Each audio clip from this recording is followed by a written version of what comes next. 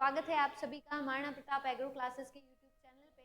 और जैसा कि आप जानते हैं हम बात कर रहे थे कि इसके बारे में हम केमिस्ट्री पढ़ रहे थे और केमिस्ट्री में हमारा टॉपिक क्या चल रहा था, डी ब्लॉक एलिमेंट चल रहा था। और डी ब्लॉक एलिमेंट में हमने बात की थी कि डी ब्लॉक में कितनी सीरीज होती हैं, कौन कौन से एलिमेंट्स जो हैं वो डी ब्लॉक के अंदर पाए जाते हैं, कौन से एलिमेंट का इलेक्ट्रॉनिक कॉन्फ़िगरेशन जो है, इलेक्ट्रॉनिक विन्यास है, उसके बारे में हमने बात की। आज हम बात करेंगे डी ब्लॉक के कुछ गुणधर्मों के बारे में, जैसे कि उसके अंदर हम बात करेंगे। सबसे पहले आज बात करते हैं आयनिक परमाणविक रेडियई, एटॉमिक रेडियई की हम बात करते हैं। देखिए टॉपिक क्या है हमारा, टॉपिक है हमारा D block element, D block तत्व, डी ब्लॉक तत्व। जो डी ब्लॉक तत्व है इसमें हम पढ़ रहे थे इनके तत्वों के भौतिक गुणधर्म। किसकी बात कर रहे थे? भौतिक गुणधर्म की हम बात कर रहे थे। भौतिक गुणधर्म माने physical properties of D block element, physical properties of D block element, of D block element. Physical properties of D block element में सबसे पहले हम बात करेंगे आज, किसकी बात करते हैं? परमाणविक त्रिज्या की। किसकी बात करेंगे? परमाणविक त्रिज्या की हम बात करेंगे। परमाणु त्रिज्या को इंग्लिश में क्या कहा जाता है? Atomic radii. क्या कहा जाता है? Atomic radii. नॉर्मल रूल क्या कहता है एटॉमिक रेडियई का? आपने पढ़ा होगा आवर्त सारणी के अंदर कि बाएं से दाएं जाने पर परमाणु त्रिज्या घटती है, ऊपर से नीचे जाने पर परमाणु त्रिज्या बढ़ती है। उसके पीछे का सबसे पहले आज हम पढ़ेंगे कारण, कि कारण क्या है, क्यों घटती है या क्यों बढ़ती है।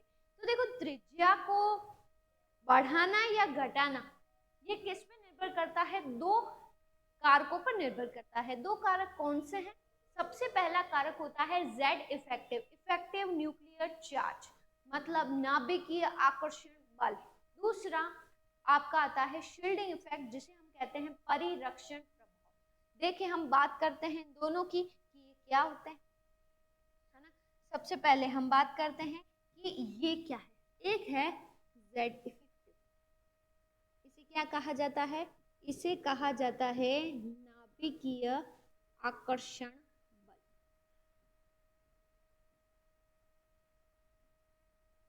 ठीक है, मैं इसे यही कहती हूँ, इफेक्टिव न्यूक्लियर चार्ज। ठीक है, नाभिकीय आकर्षण बल ये क्या होता है? तो नाभिक द्वारा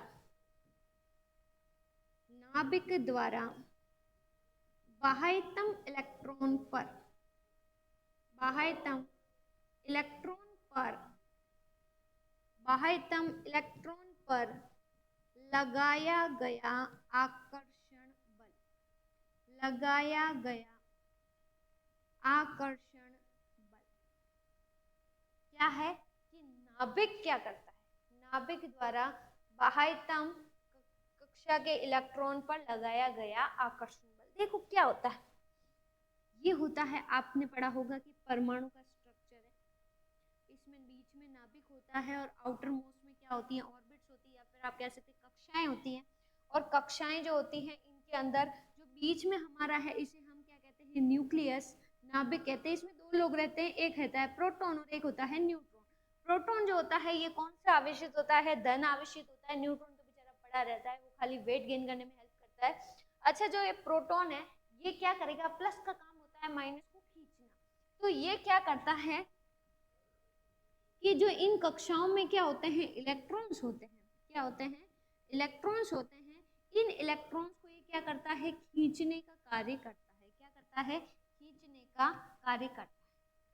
अब मान लीजिए जो आपकी परमाणु त्रिज्या है वो डिसाइड होती है सबसे लास्ट इलेक्ट्रॉन से, है ना। अब इस प्रोटॉन का काम क्या है? इस प्रोटॉन का काम है कि भैया मैं तो प्लस चार्ज का हूँ, मुझे कौन चाहिए? इलेक्ट्रॉन चाहिए। तो ये हर एक इलेक्ट्रॉन को अपनी तरफ क्या करता है? खींचता है। और इलेक्ट्रॉन अपने आप में एक आकर्षण बल महसूस करते हैं कि नहीं हमें कोई खींच रहा है, और वो खींचता कौन है? नाभिक का प्रोटॉन। और इसी तरीके से जो आउटर मोस्ट इलेक्ट्रॉन है ये भी क्या महसूस करता है? आकर्षण बल को महसूस करता है। और आकर्षण को महसूस करता है, इसे इसलिए कहते हैं, इसे क्या कहा जाता है? जेड। कि प्रोटॉन इलेक्ट्रॉन्स को अपनी तरफ क्या कर रहा है, खींच रहा है। दूसरी बात हम करें, दूसरी बात हमारी क्या है, शील्डिंग इफेक्ट है। अच्छा, शील्डिंग इफेक्ट क्या है, देखिए शील्डिंग इफेक्ट को हम कहते हैं एस ई, क्या कहते हैं, एस ई कहते हैं। शील्डिंग इफेक्ट एक होता है आकर्षण, दूसरा क्या होगा, प्रतिकर्षण। नॉर्मल सी बात है। तो ये होता है हमारा प्रतिकर्षण बल। प्रतिकर्षण बल का मतलब कि जो बाह्यतम इलेक्ट्रॉन है ये अपने आप को महसूस कर रहा है कि मुझे कोई धक्का दे रहा है और मैं नाभिक से क्या हो रहा हूँ, दूर जा रहा हूँ। तो वो धक्का जो है ये क्या है, आपका शील्डिंग इफेक्ट, परिरक्षण प्रभाव है ना। इसको आप क्या कहते हो, परिरक्षण प्रभाव कहते हो, परिरक्षण प्रभाव, हम इसे कहते हैं परिरक्षण प्रभाव, शील्डिंग इफेक्ट। अब देखिए परिरक्षण प्रभाव में क्या होता है, हम इसमें लिखेंगे कि आंतरिक कक्षाओं के इलेक्ट्रॉनों द्वारा, आंतरिक कक्षाओं के इलेक्ट्रॉनों द्वारा, आंतरिक कक्षाओं के इलेक्ट्रॉनों द्वारा बाह्यतम कक्षा के, बाह्यतम कक्षा के इलेक्ट्रॉन पर लगाया गया प्रतिकर्षण बल है, लगाया गया प्रतिकर्षण बल। ये दो फैक्टर हैं जो ये त्रिज्या को क्या करते हैं, या तो बढ़ाएंगे या फिर घटाएंगे, और इनके संतुलन पे ही त्रिज्या क्या है, टिकी है। अच्छा, हम बात करें परिरक्षण प्रभाव की, तो मैंने क्या बोला कि आंतरिक कक्षाओं के इलेक्ट्रॉन, अगर तुम्हें इतना हिंदी नहीं आती तो उसको जाने दो। आप तो ये देखो कि जो बीच के इलेक्ट्रॉन है ना, ये बाहर वाले जो इलेक्ट्रॉन है ना, उसको न्यूक्लियस के पास नहीं आने दे रहा है। वो कह रहा है तू दूर जा, क्या कह रहा है, तू दूर जा। क्यों, अब इसका भी कारण देख लेते हैं। इसका कारण क्या है, परिरक्षण प्रभाव प्रभावी होता है एक कारण पे। किस कारण पे प्रभावी होता है भाई, तो ये एक कारण पर प्रभावी होता है, और ये होता है कि जब अंदर के इलेक्ट्रॉन्स की संख्या बढ़ जाए, क्या हो जाए, अंदर के इलेक्ट्रॉन्स की संख्या क्या हो जाए, बढ़ जाए। अंदर के इलेक्ट्रॉन्स की जनसंख्या जैसे जैसे भाई साहब बढ़ती जाएगी, वैसे वैसे बीच के इलेक्ट्रॉन जेलस महसूस करेंगे, नहीं हम ही हैं जो सब हैं, है ना। ये मैं आपको काउंट करके नहीं लिख रही हूँ, मैं सिर्फ वैसे ही इलेक्ट्रॉन्स लिख रही हूँ, ये मेरा आउटर मोस्ट इलेक्ट्रॉन, ठीक है। अब देखो यहाँ पे आप क्या देख रहे हो कि अंदर के इलेक्ट्रॉन्स की संख्या क्या हो गई, बढ़ गई। और नाभिक का काम तो क्या था, न्यूक्लियस का काम था, ये हमारा प्रोटॉन था, और प्रोटॉन का काम क्या था, तो प्रोटॉन का काम था कि मैं इस इलेक्ट्रॉन को क्या करूंगा, अपनी तरफ क्या करूंगा, खींचूंगा।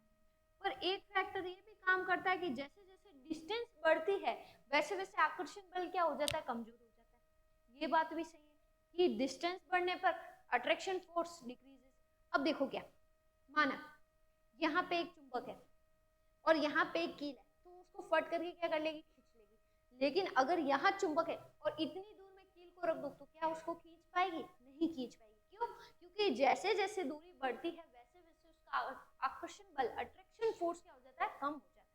और इसी कारण से पहली बात तो ये हो रही है कि भाई साहब ये मैं दूर हो गया और मैं वैसे ही मुझे न्यूक्लियस इतने से नहीं खींच पा रहा, और बीच के ये जो बंधन है, सॉरी बीच के ये जो इलेक्ट्रॉन्स हैं, तो ये बीच के जो इलेक्ट्रॉन्स हैं ये क्या कर रहे हैं, ये कर रहे हैं प्रतिकर्षण। क्या कर रहे हैं, प्रतिकर्षण। तू भी माइनस मैं भी माइनस, दूर हटो, यहाँ से दूर हटो, जगह दो। और ये इलेक्ट्रॉन्स के बीच में क्या हो गई, लड़ाई शुरू हो गई। और इन इलेक्ट्रॉन्स के बीच में लड़ाई शुरू हो गई, तो लड़ाई शुरू होगी तो ये सब क्या जाएंगे, दूर जाएंगे। और जैसे ही ये दूर जाएंगे तो जो लास्ट इलेक्ट्रॉन है, इन कंबाइंडली ये सब जितना धक्का देंगे वो किस पे लगेगा, आउटर मोस्ट पे लगेगा। और जब धक्का देंगे तो बंदा भाई साहब कहाँ से जाएगा, नाभिक ये रहा, और इलेक्ट्रॉन ये रहा, ये और क्या हो जाएगा, दूर हो जाएगा। हो जाएगा कि नहीं हो जाएगा।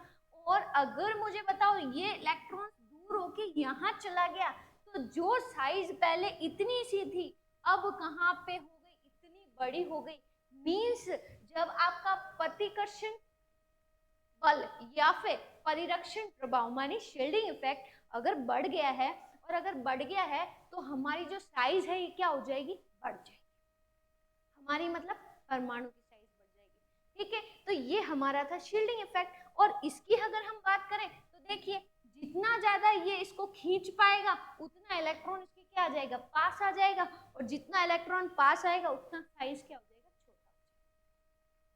तो टू मेजर फैक्टर्स हैं जो क्या करते हैं, आपकी किसी भी रेडियाई को क्या करते हैं, बढ़ाने या घटाने का काम करेंगे। तो हम बात करें कि ये हमारा डी ब्लॉक है, डी ब्लॉक की अगर हम बात कर ले तो हम सबसे पहले शुरू करते हैं 3D सीरीज से कि क्या होता है। नॉर्मल ट्रेंड कहता है कि बाएं से दाएं जाने पर क्या होगा, तो आकर्षण बल बढ़ता है और प्रतिकर्षण बल जो है वो कम हो जाता है। जेड इफेक्टिव बढ़ने की वजह से इलेक्ट्रॉन नाभिक के पास आ जाता है और आकार क्या हो जाता है, छोटा। ये नॉर्मल रूल कहता है। और डाउन द ग्रुप क्या होता है, लगातार एक कक्षा में वृद्धि होती है जिससे इलेक्ट्रॉन की संख्या में वृद्धि होती है, इसलिए इलेक्ट्रॉन नाभिक से दूर चला जाता है और हमारा जो परमाणु का साइज है वो क्या हो जाता है, बढ़ जाता है। ओके, तो ये दो फैक्टर थे जिनका मैंने आपको इंट्रोडक्शन दिया, एक तो जेड इफेक्टिव और दूसरा शील्डिंग। चले नेक्स्ट हम बात करते हैं आगे। अब ये हमारा, चले हम 3D सीरीज पे, लेकिन भाई हम तो जानते हैं कि डी ब्लॉक जो है ये हमारा मन मर्जी का मालिक है, नॉर्मल रूल को तो फॉलो करने वाला नहीं है। रीजन, इसके अंदर बहुत सारे एक्सेप्शन है। तो 3D श्रेणी की अगर हम बात करें त्रिज्या की, किसकी बात करें, त्रिज्या मानी एटॉमिक रेडियस की अगर हम बात करें तो क्या होता है, होता ये है, फर्स्ट होता है स्कैडियम, टाइटेनियम, वेनेडियम, क्रोमियम और मैग्नीज। जब आप कहां से कहां की ओर मूव कर रहे हो, स्कैडियम टू मैग्नीज मूव कर रहे हो, तो यहाँ पे तो नॉर्मल रूल क्या चल रहा था कि बाएं से दाएं जाने पर अट्रैक्शन फोर्स ज्यादा है और परिरक्षण प्रभाव हमारा कम है, और इस वजह से न्यूक्लियस के पास इलेक्ट्रॉन आ जाएगा और इस वजह से साइज क्या हो जाएगा, छोटा। तो यहाँ तक जाने पर स्कैडियम टू मैग्नीज मूव करने पर क्या होता है, तो यहाँ पर हमारा एक फैक्टर काम कर रहा है कि जेड इफेक्टिव अर्थात आकर्षण बल जो है वो ज्यादा है, किससे, शील्डिंग इफेक्ट से, और फलस्वरूप जो हमारी त्रिज्या है ये त्रिज्या स्कैडियम टू मैग्नीज जाने पर क्या हो रही है, घट रही है। क्या हो रही है, घट रही है। Scandium to manganese the atomic radius decreases. Then हम आगे बात करें कि मैग्नीज के बाद हमारे पास कौन आता है, तो इसके बाद आता है आयरन, कोबाल्ट, देन निकल।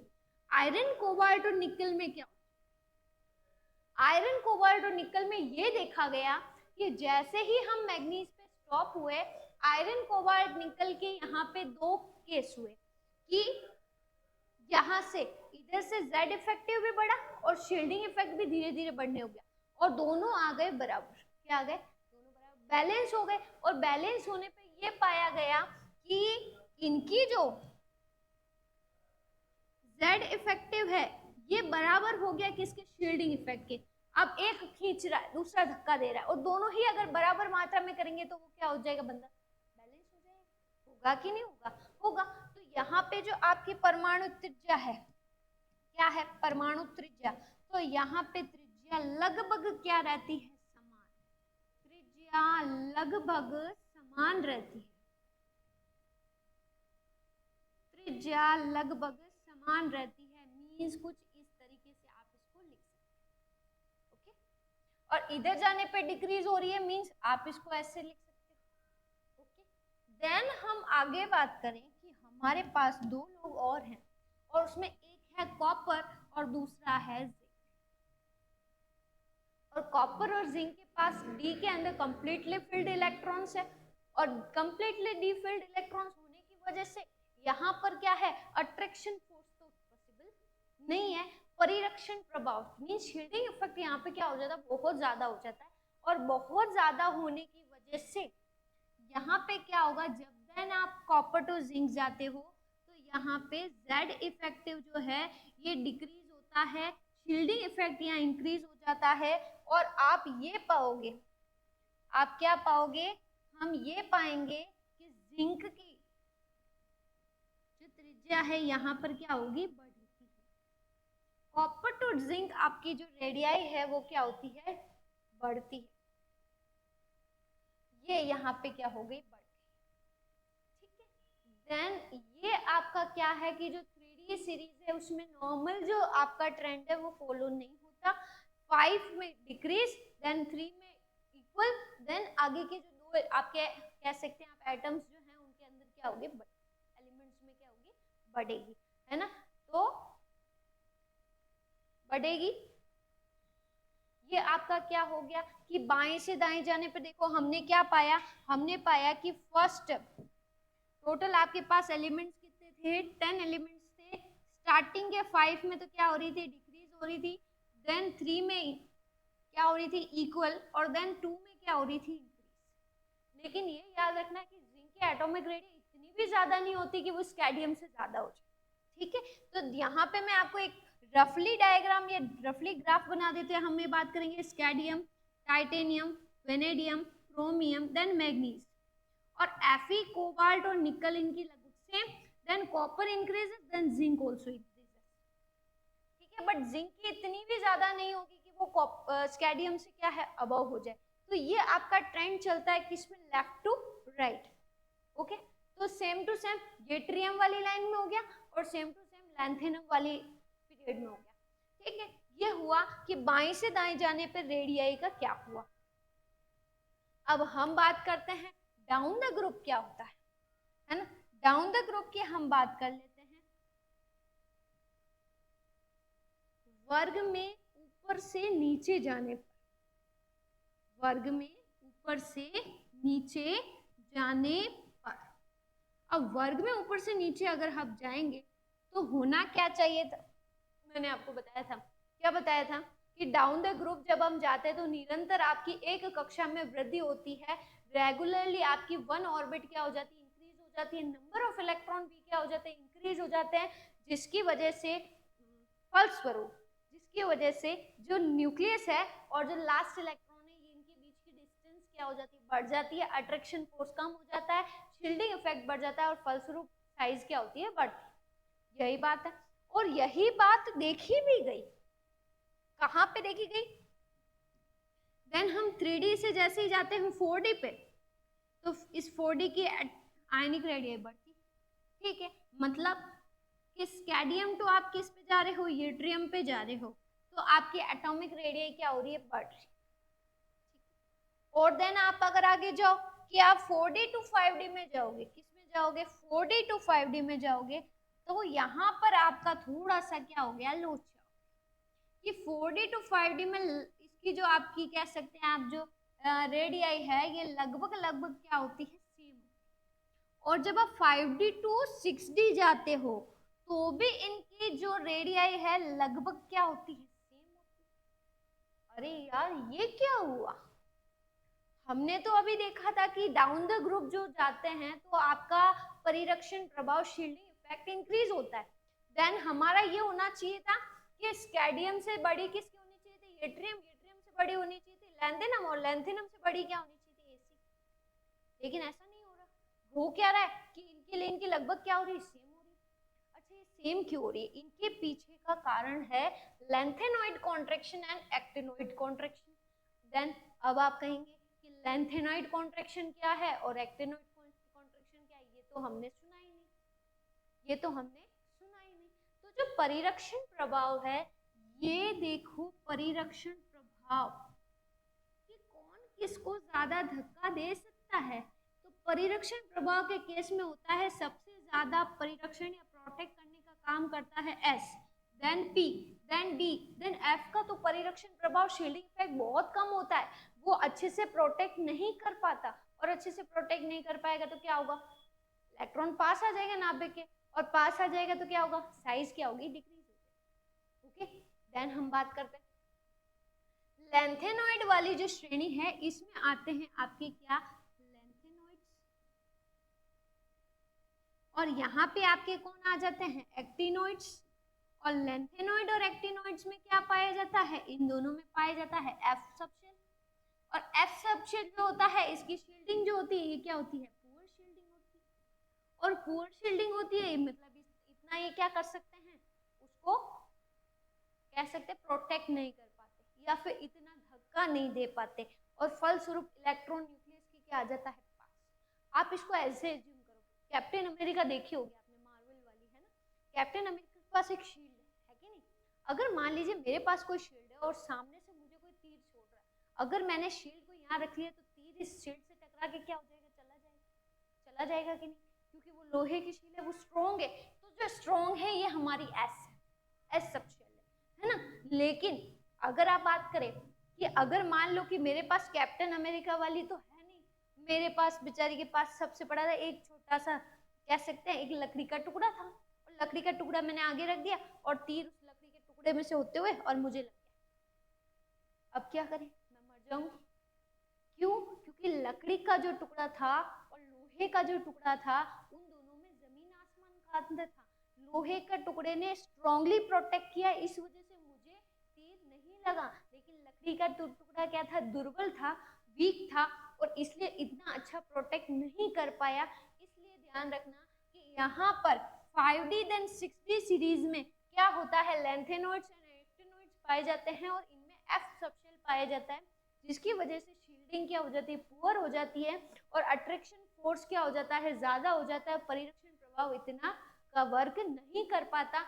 इस वजह से इनकी साइज में ज्यादा अंतर नहीं होता, ये लगभग क्या होती है, सेम ही, लगभग सेम होती है, एक्यूरेटली सेम नहीं कह रही हूँ, लगभग क्या होती है, सेम होती है। इसी को आप कहते हो लेंथेनॉइड एंड एक्टिनॉइड कॉन्ट्रैक्शन। तो देन आपको ध्यान रखना है कि 3D से 4D पे जाने पे तो बढ़ती है, देन ये लगभग क्या होती है, सेम होती है। और सेम होने के पीछे का कारण क्या है, poor shielding of F orbital, या फिर आप कह सकते हैं एफ का दुर्बल परिरक्षण प्रभाव। ओके, ये हमारी क्या थी, ये हमारी थी एटॉमिक रेडियस। होप सो कि आप इसको बहुत अच्छे से समझ चुके होंगे। अब हम बात कर लेते हैं, हमारी हो गई डाउन द ग्रुप, आपको याद रखना है 532 डिग्रीज इक्वल से और इंक्रीजेस, और टॉप टू बॉटम में आपको ध्यान रखना है, क्या याद रखोगे कि फर्स्ट 2 में तो इंक्रीज हो रही है, then is equal. Okay, then क्या है, आपकी एटॉमिक रेडियस क्या है, इक्वल शो कर रही है। अब हम बात करते हैं किसकी, मैग्नेटिक प्रॉपर्टी, किसकी बात करेंगे, मैग्नेटिक प्रॉपर्टी की बात करते हैं। मैग्नेटिक प्रॉपर्टी, इसे आप कहते हैं चुंबकीय गुणधर्म, क्या कहते हैं, चुंबकीय गुणधर्म कहते हैं। अच्छा, अब ये क्या है, तो जब इन एलिमेंट्स को चुंबकीय क्षेत्र में छोड़ा जाता है तो ये दो प्रकार के बल महसूस करते हैं, और उसमें एक है जो चुंबकीय क्षेत्र से दूर चले जाते हैं, और कुछ एलिमेंट चुंबकीय क्षेत्र से आकर्षण महसूस करते हैं। ठीक है, तो चुंबकीय गुणधर्म मीन्स एलिमेंट्स को जब चुंबकीय क्षेत्र के अंदर छोड़ा जाए, फ्रीली रखा जाए, तो ये दो तरीके के बल महसूस करते हैं। एक होता है प्रतिचुंबकीय, और प्रतिचुंबकीय को हम कहते हैं पैरामैग्नेटिक। हिंदी मीडियम अगर कोई स्टूडेंट्स हैं तो वो ध्यान रखिएगा, क्योंकि आजकल इस प्रतिचुंबकीय को पेपर के अंदर ऐसे भी लिखा हुआ है, प्रतिचुंबकीय को ना लिखकर उन्होंने क्या लिख दिया, पैरामैग्नेटिक, पैरामैग्नेटिक लिख दिया है ना। तो ये आप ध्यान रखना, इंग्लिश टर्म्स आपको आनी चाहिए। अच्छा, पैरामैग्नेटिक कौन होते हैं, जो चुंबकीय क्षेत्र से दूर चले जाते हैं, जो चुंबकीय क्षेत्र से दूर चले जाते हैं, दूर चले जाते हैं, ये हमारे कौन है, पैरामैग्नेटिक। देन हमारे होता है एक और फोर्स होता है, और इस फोर्स को हम कहते हैं अनुचुंबकीय, अनुचुंबकीय, इसे कहा जाता है डायामैग्नेटिक। ठीक है, क्या कहेंगे हम, डायामैग्नेटिक। देन पैरामैग्नेटिक और डायमैग्नेटिक कैरेक्टर तो होता है कई बुक्स में, अगर आप देखोगे तो आपको एक चीज और देखने को मिलेगी, वो होता है लोह चुंबकीय। लोह चुंबकीय, लोह चुंबकीय अनुचुंबकीय का ही एक प्रकार होता है कि जब कोई एलिमेंट स्ट्रॉन्गली अट्रैक्शन फोर्स महसूस करे तो वो किसकी श्रेणी में चला जाता है, लोह चुंबकीय की श्रेणी में चला जाता है, इसलिए वो इसी के अंदर काउंट है, तो उसको हम अलग से नहीं लिखेंगे। लोह चुंबकीय, अनुचुंबकीय या डायामैग्नेटिक का ही एक क्या होता है, पार्ट होता है। ओके, तो ये क्या महसूस करते हैं, ये महसूस करते हैं आकर्षण। क्या महसूस करते हैं, आकर्षण महसूस करते हैं, ये फील करते हैं अट्रैक्शन फोर्स, देन इन्हें हम कहा अनुचुंबकीय, डायामैग्नेटिक, और ये प्रतिकर्षण बल महसूस करते हैं, इसलिए इन्हें कहा गया पैरामैग्नेटिक। अब आपको मैं एक शॉर्टकट मेथड बताती हूँ, ठीक है, कभी भी कुछ भी आए डायामैग्नेटिक पैरामैग्नेटिक आए, ये बहुत इजी सा है, आप इजीली इसको कवर कर सकते हो। डायामैग्नेटिक कौन शो करता है, जब आपके डी ब्लॉक में, मैं क्या कह रही हूँ ध्यान से सुनना, जब आपके जो आपके पास में डी है, ये डी में अगर 1 से लगा के 9 इलेक्ट्रॉन्स हो तो ये हमेशा कौन सा कैरेक्टर शो करेगा, अनुचुंबकीय। कौन सा शो करेगा, अनुचुंबकीय। अब आप कहेंगे 1 से 9 मतलब कि डी के अंदर 1 हो, 2 हो, डी में 3 इलेक्ट्रॉन्स हो, 4 इलेक्ट्रॉन्स हो, 5 इलेक्ट्रॉन्स हो, 6 इलेक्ट्रॉन्स हो, 7 इलेक्ट्रॉन्स हो, 8 इलेक्ट्रॉन्स हो, या फिर डी में 9 इलेक्ट्रॉन्स हो। इन सभी रीजंस में जो आपका एलिमेंट है ये कौन सा कैरेक्टर शो करेगा, अनुचुंबकीय गुण। रीजन क्या होता है, इनके पास में होते हैं अयुग्मित इलेक्ट्रॉन्स, अनपेयर्ड इलेक्ट्रॉन्स होते हैं, जो क्या करते हैं बॉन्डिंग में पार्टिसिपेट करने के लिए चीजों को क्या करते हैं, अट्रैक्ट। ठीक है, तो इनके पास याद रखना कि ये क्या है, अनुचुंबकीय गुणधर्म दर्शाते हैं। कारण क्या है, अयुग्मित इलेक्ट्रॉनों की उपस्थिति, आप कह सकते हैं प्रेजेंस ऑफ अनपेयर्ड इलेक्ट्रॉन्स। ठीक है, देखिए, और इसका रीजन क्या है, ये है D0 एंड D10। कौन आकर्षित नहीं होने वाले, दो ही लोग जो किसी से आकर्षित नहीं होते, और वो क्या है, या तो भाई साहब के पास ऑलरेडी मैरिड है, बीवी है, तो वो अट्रैक्टेड नहीं होगा, या फिर वो सन्यासी हो चुका है, उसने संसार की सारी मोह माया से क्या कर दिया, त्याग कर दिया। भाई साहब मेरे को तो कुछ नहीं है, जो सन्यासी बाबा होते हैं उनका कुछ नहीं है, कि वो किसी भी सांसारिक चीजों से क्या है, आकर्षण महसूस नहीं करते। तो सेम एज आपको दो चीजें ध्यान रखनी, पहली चीज कि जब आपके डी ऑर्बिटल्स में क्या हो, only for 0 electrons, means electrons है नहीं, या फिर इलेक्ट्रॉन्स हैं लेकिन वो कंप्लीटली फिल्ड है, मतलब और इलेक्ट्रॉन की अब जरूरत नहीं है, means absence of unpaired electron, अयुग्मित इलेक्ट्रॉनों की क्या पाई जाती है, अनुपस्थिति पाई जाती है, और इसे आप क्या कहेंगे, प्रतिचुंबकीय पैरामैग्नेटिक गुणधर्म कहते हैं।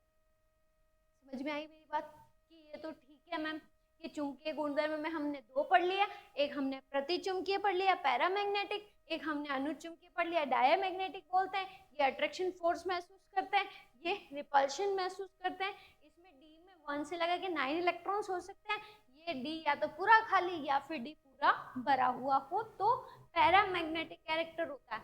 अब क्वेश्चन की मैम क्वेश्चन कैसे पूछा जाता है, क्वेश्चन कैसे पूछा जाता है, और यहाँ पे एक क्वेश्चन और भी आता है, वो भी मैं आपको बता देती हूँ कि जो हमारे पैरामैग्नेटिक है, क्या है, पैरामैग्नेटिक है, ये कलरलेस होते हैं।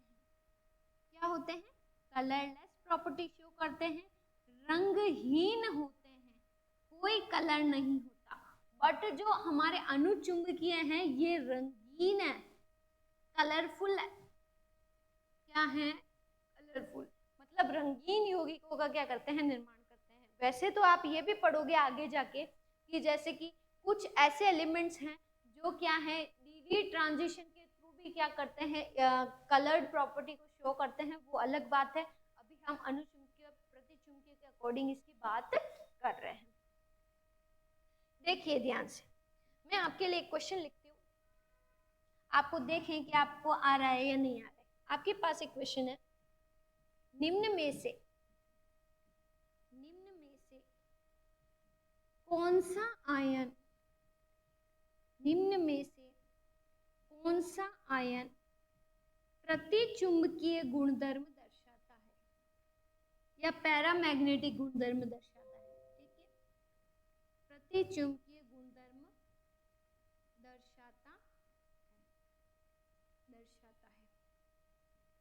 आपके पास जैसे कि ऑप्शन आए, ऑप्शन आपके पास फर्स्ट ऑप्शन आया कॉपर 2+, एक आपके पास में आया Fe2 प्लस एक आपके पास में मिला हमें Fe2 प्लस, देन आप इसको बोल सकते हैं और आप ले लीजिए टाइटेनियम 3 प्लस, टाइटेनियम 2 प्लस ले लीजिए, चलिए टाइटेनियम 2 प्लस और एक आप लीजिए Zn2 प्लस। आपके पास में कुछ इस तरीके से आयंस दिए हुए हैं और आपको कहा कि इसमें से कौन सा प्रतिचुंबकीय गुणधर्म दर्शाता है। तो ऐसे क्वेश्चंस अगर आपके आते हैं, और नॉर्मल सी बात है आते हैं, तो आप उनको कैसे सॉल्व करोगे? तो अनुचुंबकीय प्रतिचुंबकीय गुणधर्म को करने के लिए आपको सबसे पहले आना चाहिए क्या? Electronic configuration. अगर आपका इलेक्ट्रॉनिक कॉन्फ़िगरेशन अच्छा है देन आपकी मैग्नेटिक प्रॉपर्टी वाले जो भी क्वेश्चन होंगे वो आप बहुत ही इजीली कवर कर पाओगे। ठीक है, बात करते हैं अपन, देखिए मैं अब इसको सॉल्व करती हूँ कि जैसे मेरे पास अगर आया कॉपर 2 प्लस और मुझे चेक करना है ये पैरामैग्नेटिक है और डायमैग्नेटिक है, देन मैं सबसे पहले लिखूंगी इनका इलेक्ट्रॉनिक कॉन्फ़िगरेशन क्या होता है, argon 3d then 4s। Argon copper में कितने इलेक्ट्रॉन्स होते हैं? 29 इलेक्ट्रॉन्स होते हैं, 18 इलेक्ट्रॉन्स आर्गन में हो गए, 2 इलेक्ट्रॉन्स किस में होते हैं? एस में होते हैं, और बचे कितने? 9। होना यही चाहिए था, लेकिन होता क्या है, ये अपवाद है, एक्सेप्शन है, मींस यहाँ से इलेक्ट्रॉन यहाँ शिफ्ट कर गया, then the actual electronic configuration is 3d 10 and 4s1। ये आपका इलेक्ट्रॉनिक कॉन्फ़िगरेशन नहीं है, क्यों नहीं है? रीजन कॉपर एक क्या है? एक्सेप्शन में आता है, अपवाद है। ओके, देन हम बात करें ऊपर लगा है 2 प्लस, क्या लगा है? 2 प्लस लगा है, तो ये 2 प्लस मीन्स क्या हुआ? किसी भी आयन पे 2 प्लस लगा है, प्लस लगा है मीन्स उसके इलेक्ट्रॉन उसने क्या कर दिए?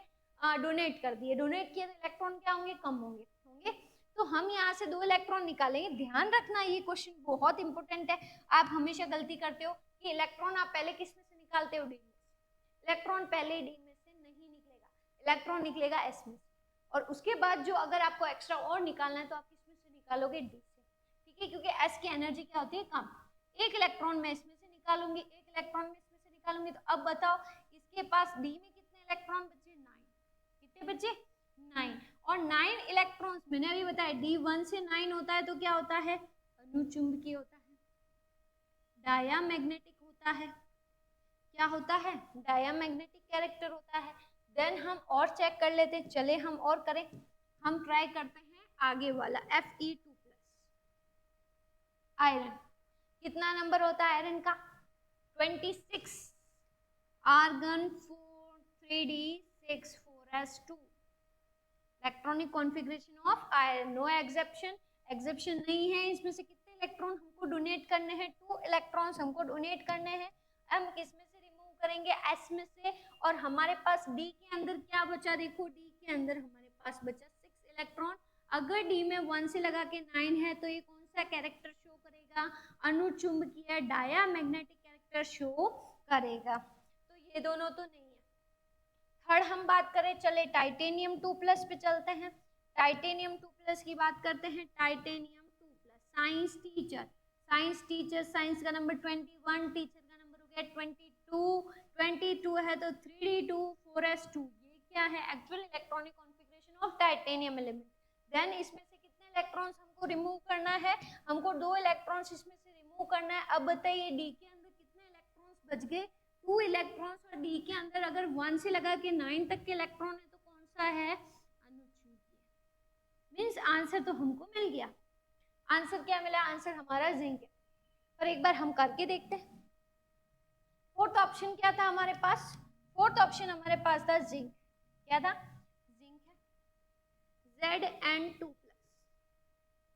जिंक का इलेक्ट्रॉनिक कॉन्फ़िगरेशन हो गया आर्गन 18 3d10 एंड 4s2, है ना? 18 इलेक्ट्रॉन प्लस 2 इलेक्ट्रॉन 20, 20 प्लस 10 कितना हो गया? 30 इलेक्ट्रॉन, नो एक्सेप्शन। इसमें से हमको 2 इलेक्ट्रॉन्स रिमूव करने हैं तो एस में से निकल जाएंगे। तो बताओ डी में कितने इलेक्ट्रॉन बचे? 10 इलेक्ट्रॉन। मैंने कहा था अगर डी पूरा खाली हो या फिर डी पूरा भरा हो तो वो कौन सा कैरेक्टर शो करता है? पैरामैग्नेटिक कैरेक्टर शो करता है, मीन्स प्रतिचुंबकीय गुणधर्म दर्शाता है। तो इस टाइप से आपके क्या होते हैं? क्वेश्चन पूछे जाते हैं इस टॉपिक से, magnetic of D block elements. ठीक है, पैरामैग्नेटिक। उसी तरीके से अगर मैं इस क्वेश्चन को देखो, इसी क्वेश्चन को कर देते हैं, इसका आंसर हमारा क्या निकला, देखो इसका आंसर हमारे पास निकला कि जिंक है।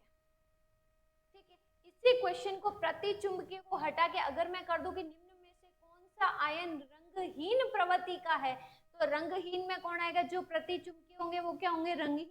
देन इसका आंसर रंगहीन के केस में भी क्या आएगा, जिंक। ओके, तो दो तरीके के क्वेश्चंस मैंने आपको बताया। पहला आपको क्या बताया मैंने कि प्रति चुंबकीय अनुचुंबकीय, और दूसरा बताया मैंने कलरलेस और कलरफुल, रंगहीन रंगहीन और रंगीन। ओके, तो ये चीज हो गई। अब चलो कुछ एग्जेप्शंस की भी हम बात कर लेते हैं, क्योंकि रीजन होता है कि ऐसे अगर क्वेश्चन आए और एग्जेप्शन ना आए तो ये तो पॉसिबल ही नहीं है। तो कुछ हम एग्जेप्शंस की भी बात करते हैं। जैसे फॉर एग्जांपल हम एज यूजुअली ऐसे ही ले लेते हैं, कोई क्वेश्चन पूरा बनाते नहीं है, हम पूछते हैं जैसे कॉपर प्लस, हमने पूछा Cr2 प्लस, और हमने पूछा Cr प्लस, और हम पूछ रहे हैं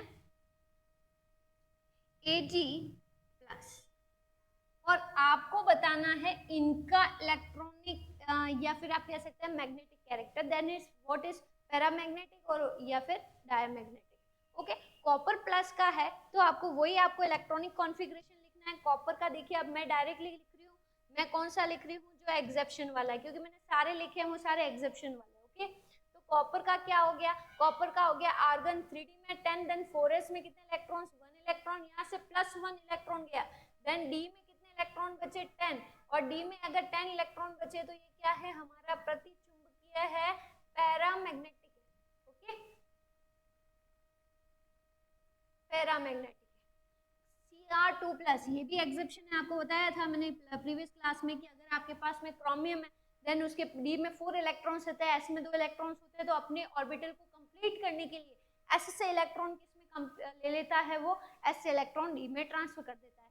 और इस कारण ये अपवाद है, तो d में इसके पास होते हैं 5 इलेक्ट्रॉन और s में इसके पास होते हैं 1 इलेक्ट्रॉन। इससे 2 इलेक्ट्रॉन्स निकालने हैं, 2 इलेक्ट्रॉन्स जो निकलेंगे तो s में से एक गया और एक इसमें से गया, तो d में कितने इलेक्ट्रॉन बचे बेटा, 4 इलेक्ट्रॉन बचे, तो ये कौन सा कैरेक्टर शो करेगा, अनुचुंबकीय, डायमैग्नेटिक, है ना। देन हम बात करें Cr प्लस की, अगर हम Cr प्लस की बात करें तो वही आर्गन 3d5 एंड 4s 1, एक इलेक्ट्रॉन निकल रहा है तो वो s में से निकलेगा, और जब s में से निकलेगा तो बताओ d में कितने इलेक्ट्रॉन्स बच रहे हैं 5, और d में अगर 1 से लगा के 10 इलेक्ट्रॉन्स हो तो वो क्या शो करता है, पैरामैग्नेटिक शो करता है। 1 से लगा के, सॉरी मैंने उल्टा बोल दिया, 1 से लगा के अगर 10 इलेक्ट्रॉन्स है तो डायमैग्नेटिक शो करेगा, तो ये कौन सा हो गया, ये अनुचुंबकीय हो गया। Ag2 प्लस की बात करें, Ag प्लस की, Ag प्लस का क्या हो गया, आर्गन क्रिप्टोन, एंड आपके पास क्या आएगा, क्रिप्टोन, है ना, क्रिप्टोन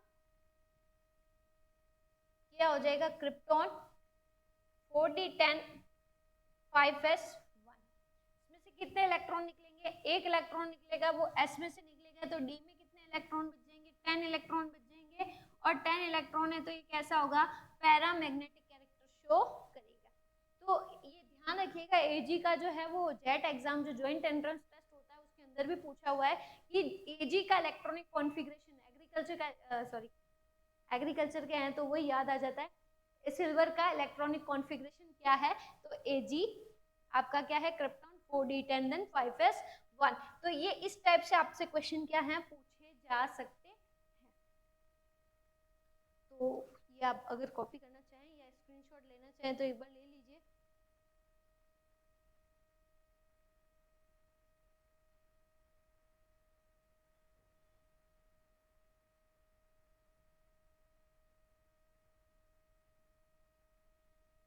ओके, देन अब हम और बात कर रहे हैं, अभी टाइम खत्म नहीं हुआ है, नेक्स्ट हम आगे बढ़ते जाते हैं। हमने चुंबकीय गुणधर्म स्टार्ट किया, और इसी चुंबकीय गुणधर्म मैग्नेटिक प्रॉपर्टी के अंदर एक और चीज आती है, वो होता है चुंबकीय आघूर्ण। क्या होता है, चुंबकीय आघूर्ण, चुंबकीय आघूर्ण, चुंबकीय आघूर्ण को आप क्या कहते हैं, इसे कहते हैं देखिए चुंबकीय आघूर्ण का एक फॉर्मूला होता है। चुंबकीय आघूर्ण का फॉर्मूला क्या होता है? चुंबकीय आघूर्ण का फॉर्मूला होता है, चुंबकीय आघूर्ण को सबसे पहले किससे मापा जाता है? तो चुंबकीय आघूर्ण को डिनोट करते हैं हम म्यू से, is equal to root n plus 2। और ये क्वेश्चन भी पूछा हुआ है जॉइंट एंट्रेंस टेस्ट के अंदर कि चुंबकीय आघूर्ण का क्या फॉर्मूला है, तो आपका क्या है? रूट n प्लस 2 है। ठीक है, इसके आपको एक चीज और पूछते हैं, यहाँ पे n क्या है? n है अयुग्मित इलेक्ट्रॉन की संख्या। क्या है?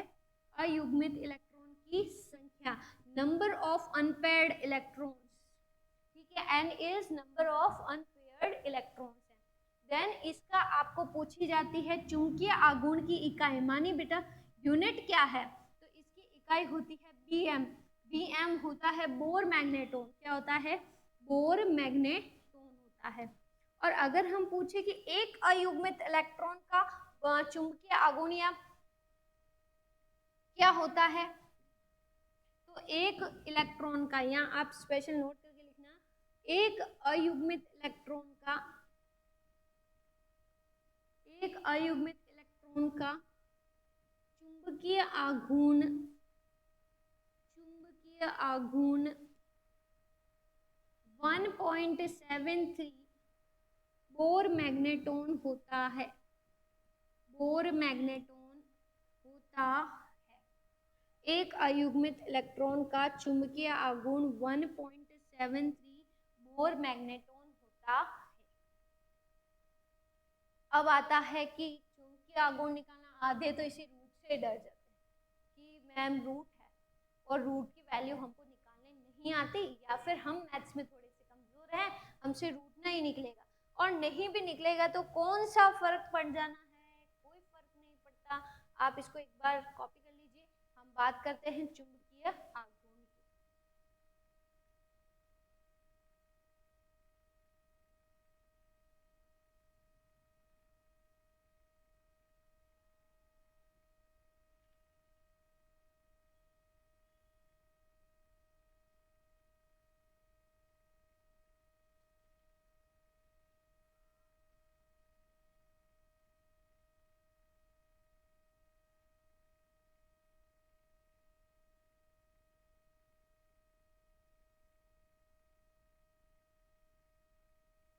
देखिए हम कुछ चुंबकीय आघूर्ण निकालते हैं और जैसे कि कैसे क्वेश्चन पूछे जाएंगे, और अगर दे दिया, जैसे कि अभी एक जॉइंट एंट्रेंस टेस्ट में भी आया था ये क्वेश्चन कि Mn2+ का चुंबकीय आघूर्ण क्या है ना, तो ये क्वेश्चन पूछा हुआ था। तो देखिए इसको कैसे सॉर्ट आउट करना है आपको।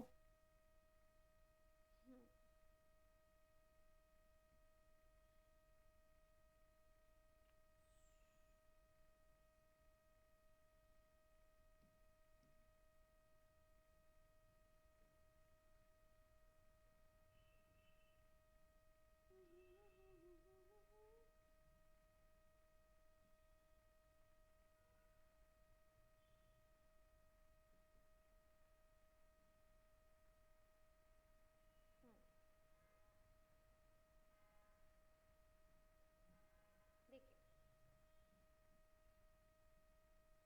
हम बात कर रहे हैं चुंबकीय आघूर्ण की कैसे निकाला जाए, या फिर किस टाइप से क्वेश्चन जो है यहाँ से पूछे जा सकते हैं। तो सबसे पहले हम बात कर लेते हैं कि इसकी एक टेबल बना लेते हैं। टेबल फॉर्मेट में पढ़ेंगे तो शायद ज़्यादा अच्छे से हमको समझ में आएगा, और हम कंपैरेटिवली एनालिसिस भी कर पाएंगे कि क्या है और क्या नहीं।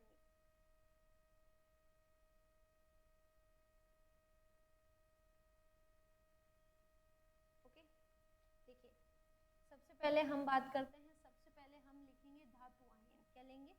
धातु आयन। हेडिंग डालेंगे, हेडिंग डालेंगे हम धातु आयन। उसके बाद हम लिखेंगे इलेक्ट्रॉनिक विन्यास, या इनका इलेक्ट्रॉनिक कॉन्फ़िगरेशन क्या है इन शॉर्ट। उसके बाद हम लिखेंगे अयुग्मित इलेक्ट्रॉन की संख्या, नंबर ऑफ अनपेयर्ड इलेक्ट्रॉन, अयुग्मित इलेक्ट्रॉन की संख्या, नंबर ऑफ अनपेयर्ड इलेक्ट्रॉन। और उसके बाद हम लिखेंगे प्रेक्षित मान, जो इसका मान होना चाहिए। ओके, अब देखिए धातु आयन में सबसे पहले हम जैसे एक आयन लेते हैं, शॉर्ट में करेंगे। सबसे पहले हमने लिया स्कैडियम 3+। क्या लिया? स्कैडियम 3+ लिया। अब स्कैडियम 3+ का इलेक्ट्रॉनिक कॉन्फ़िगरेशन क्या होगा बताओ? स्कैडियम 3+ मीन्स हो गया, स्कैडियम का होगा आर्गन 3d14s2, 3 इलेक्ट्रॉन्स निकालने हैं तो ये कट गया, मीन्स डी के अंदर इलेक्ट्रॉन कितना बच रहा है? 0। अगर डी के अंदर 0 इलेक्ट्रॉन है मतलब डी के अंदर इलेक्ट्रॉन है ही नहीं, तो बताओ ऐसे कितने इलेक्ट्रॉन होंगे जिनको जोड़ा नहीं मिला? 0। तो इसका 0, और रूट में जो भी 0 होता है उसकी वैल्यू क्या होगी? 0। पहला पॉइंट। दूसरा आपके पास है, जैसे मान लीजिए आप लिख रहे हैं टाइटेनियम 3+। टाइटेनियम 3+ की बात करें तो टाइटेनियम का इलेक्ट्रॉनिक कॉन्फ़िगरेशन हो जाएगा आर्गन 3d24s2, और अगर आप 3 इलेक्ट्रॉन निकाल रहे हो तो 2 इसमें से जाएंगे, 1 इसमें से जाएगा, तो डी में कितना इलेक्ट्रॉन बचेगा? 1। अयुग्मित इलेक्ट्रॉन कितना बचेगा? 1, क्योंकि डी के अंदर अगर 1 इलेक्ट्रॉन है तो वो अकेला है, और अकेले इलेक्ट्रॉन की ही आपको यहाँ पे क्या लिखनी है? संख्या लिखनी है। अब एक चीज सीखिए, जादू। 7 3 8 2 8 4 8 9 और 9 2, ये एक मोबाइल नंबर याद रखिए। 7 3 8 2 8 4 8 9 और 9 2। ओके, और इसे हम लिखेंगे जैसे अगर आपके पास में एक इलेक्ट्रॉन बच रहा है, कितना? एक, तो आप लिखेंगे 1.73, क्योंकि आपको ये चीज मैंने ऊपर भी लिखवाई कि अगर एक अयुग्मित इलेक्ट्रॉन है तो उसका चुंबकीय आघूर्ण कितना होता है? 1.73 होता है। ठीक है, नेक्स्ट आप देखिए टाइटेनियम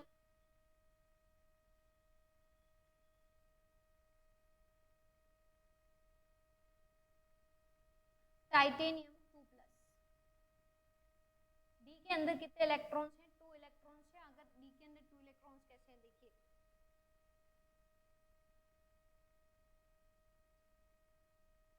आर्गन 3d24s2 होता है, और इसमें से हमको कितने इलेक्ट्रॉन रिमूव करने हैं? 2। तो डी के अंदर इलेक्ट्रॉन कितने बचे? 2, और अयुग्मित इलेक्ट्रॉन कितने बचेंगे? 2 बचेंगे। कितने बचेंगे? 2 बचेंगे। एक मिनट, ये थोड़ा शायद मैंने मिस्टेक कर दिया। 7 3 8 4 8 7 9 0 9, है ना? अब अगर आपके पास 2 इलेक्ट्रॉन बचे हैं तो अयुग्मित इलेक्ट्रॉन की संख्या 2 हो गई, 2 हो गई, तो आप लिखेंगे 2.84 लिखेंगे। क्या लिखेंगे? 2.84। देन आपके पास थर्ड है, देखिए टाइटेनियम 2+ हो गया, उसके बाद में हमारे पास कितने इलेक्ट्रॉन बचने चाहिए? उसके बाद हमारे पास बचने चाहिए 3 इलेक्ट्रॉन। जैसे हम ले लेते हैं वेनेडियम 2+। क्या लेते हैं?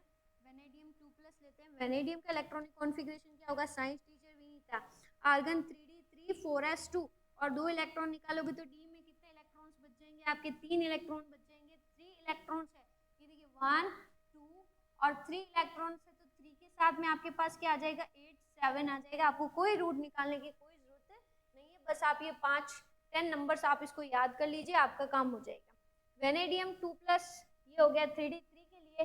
4+ के लिए हम बात करें तो आप जैसे ले सकते हैं क्रोमियम, आप ले सकते हैं क्रोमियम 2+।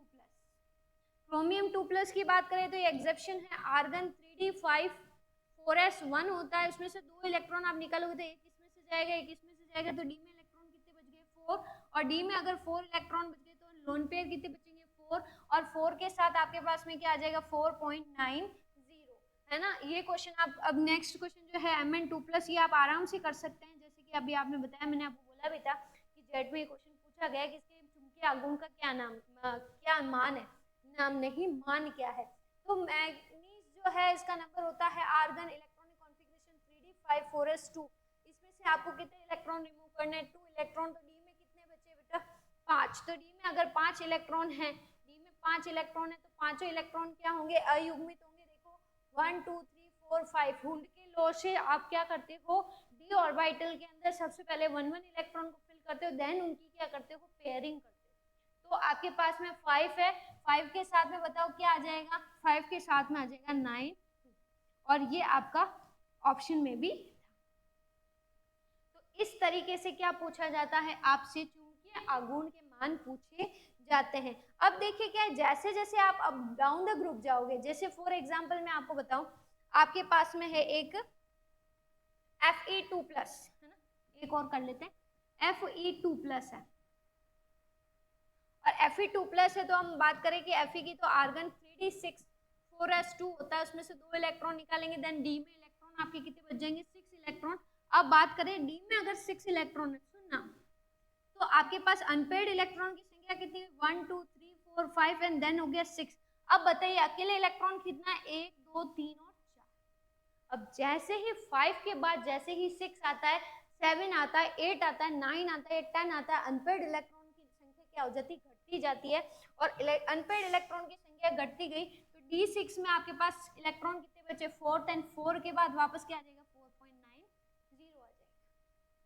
ठीक है, उसके बाद जैसे अपन एक और कर लेते हैं, अपन निकल 2+ का भी कर लेते हैं, लगे हाथ तो निकल 2+ का कर लेते हैं। देखिए निकल का इलेक्ट्रॉनिक कॉन्फ़िगरेशन क्या होता है, निकल का होता है आर्गन फेकोनी 7 8 9 8 फेकोनी 8 3d8 4s2, और उसमें से हम निकल में से 2 इलेक्ट्रॉन को रिमूव कर रहे हैं, तो डी में बताओ कितने बचे, डी में आपके 8 इलेक्ट्रॉन्स बचे। डी में अगर 8 इलेक्ट्रॉन्स बचे हैं, कितने, 8 1 2 3 4, ये हो गए 1 2 3 4 5 6 7 एंड 8। बताओ अनपेयर्ड इलेक्ट्रॉन्स कितने बचे, 2, और अगर अनपेयर्ड इलेक्ट्रॉन्स आपके पास में 2 बचे हैं, देन 2 के साथ आपको क्या लिखना है, 8 4। ये आपका क्या हो गया, ये हमारा हो गया चुंबकीय आघूर्ण। जैसे जैसे डी में आप जैसे आगे आएगा कि जैसे मान लीजिए मैं लिखूं जिंक 2+, क्या लिख दिया, जिंक 2+ लिखा, देन आपके पास में मिलेगा डी में 10, और जैसे ही डी में 10 है, डी में 10 इलेक्ट्रॉन फिल्ड कर रहे हो आप, कितने इलेक्ट्रॉन, 10, 1 2 3 4 5 6 7 8 9 10। बताओ अनपेयर्ड इलेक्ट्रॉन है क्या, नहीं, मींस अनपेयर्ड इलेक्ट्रॉन आपके क्या हो जाएंगे, 0, और 0 पे आपका चुंबकीय आघूर्ण का मान भी क्या हो जाएगा, 0 हो जाएगा।